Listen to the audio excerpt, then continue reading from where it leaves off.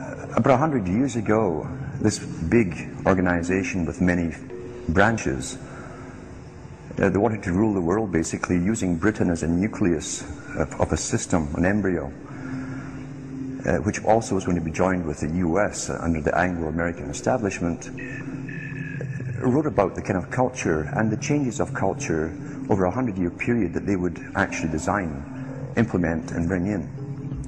And H.G. Wells talked about it too. He talked about arenas.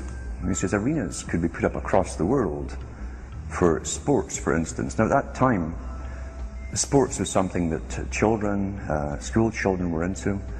Adults became adults and got onto adult things.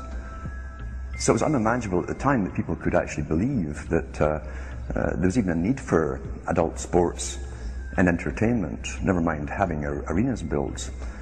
But he said we can do this and foist basically a sports culture for the males.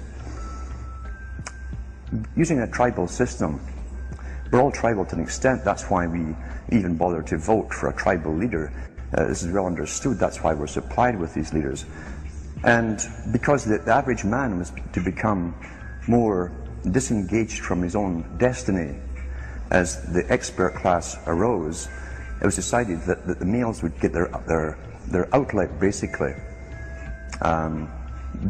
gradually becoming helpless as males through sports. Therefore they'd have a tribal team they could identify with, they could cheer them on as they were winning.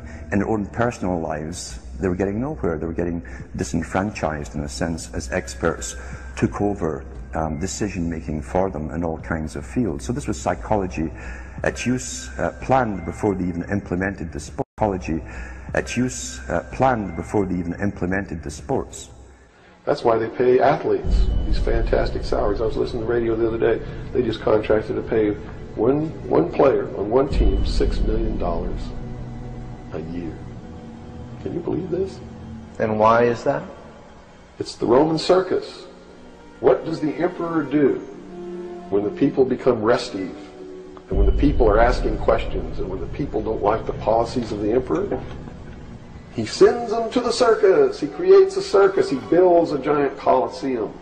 And he begins to throw the Christians to the lions. And he has great chariot races and football games and basketball games, all to keep the idiots preoccupied with things that don't mean anything in the scheme of the entire world, so that they don't have the time to learn what the truth is, so they don't ever get smart enough to learn how they're being manipulated.